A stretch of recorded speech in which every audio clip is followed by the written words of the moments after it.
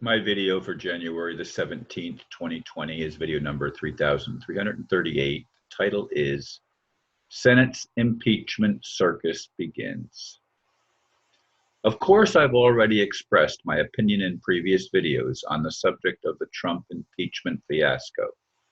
Even Jonathan Turley, a Democrat professor who teaches law at George Washington University, said, quote, "The problem is that this is an exceptionally narrow impeachment resting on the thinnest possible evidentiary record," end quote. It's pure political theater. Does that mean I now support Trump? Of course not. If there is any lawful reason to impeach him, it would be a violation based on dual alliances. Yes, I'm reminding folks once again that the original 13th Amendment to the U.S. Constitution forbid those with dual citizenship from holding public office at any level. Of course, that one did not please the British when it was passed, and it does not please the Israelis more recently. Regardless of how it comes out, it is just more political theater meant to divide and alienate people along political ideologies. I took the time to go back and look up Jonathan Turley's testimony, or the record of his testimony, before the House Judiciary Committee.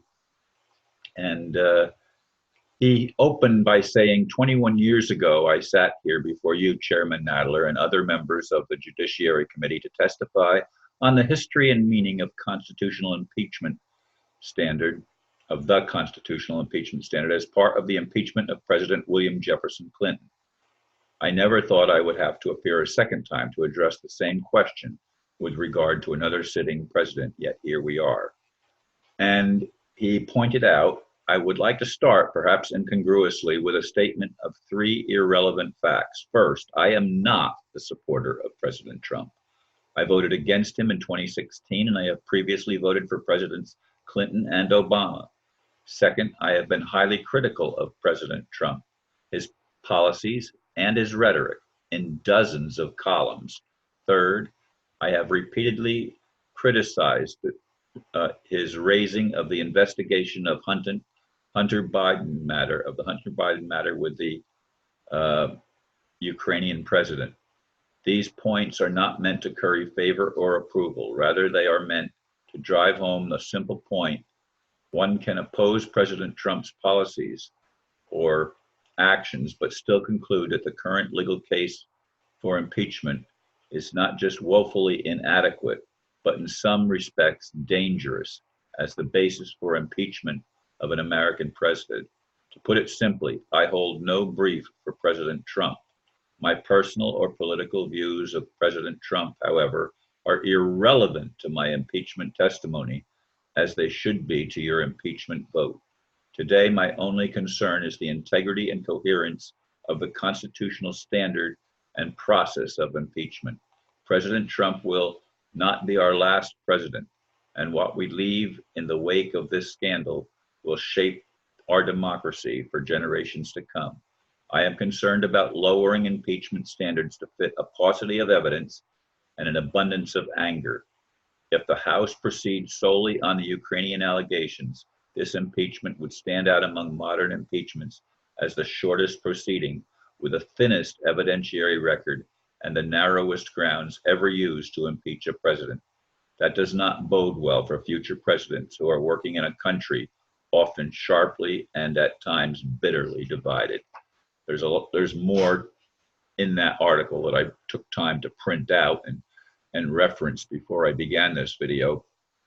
But that, in a nutshell, is where I stand. I'm not a Trump supporter, but it has nothing, as I said in the blurb and as I've said in other videos, to do with, I like a lot of the things that he says. I don't like the fact that he and so many others in his cabinet are supporters of Israel and hold dual citizenship, Israeli citizenship and US citizenship. That is a constitutional matter. That is unlawful according to the original 13th Amendment, as I've pointed out in previous videos. if you want to become a citizen of the United States, you can't maintain citizenship or alliance with another nation. Initially, that was put in place because there were people that were aligned with Britain that were infiltrating the US, and there were people in the US at the time that did not want to see that. That's why the 13th Amendment appeared, and it disappeared because attorneys that were part of the Bar Association wanted to become political leaders. And of course, President Abraham Lincoln was the first bar attorney to ever become president of the United States. But that was, according to the original 13th Amendment, that was unlawful because the British, or the bar, the British Accredited Registry, is a foreign allegiance. So the entire legal industry in the United States is constitutionally invalid based on the 13th Amendment and the insights provided by our founding fathers of this nation. So this thing is a circus, but the whole world is like a circus where we are constantly butting heads and fighting over various ideologies and points of view. And I keep asking the question, where's the love? Where is the wisdom to sit down? Can we talk about such divergent opinions and viewpoints in a rational manner? Can we reach a place where we can stop fighting over ideologies and points of view and find the middle ground to harmonize rather than constant dissension, constant fighting, constant war, overt and covert?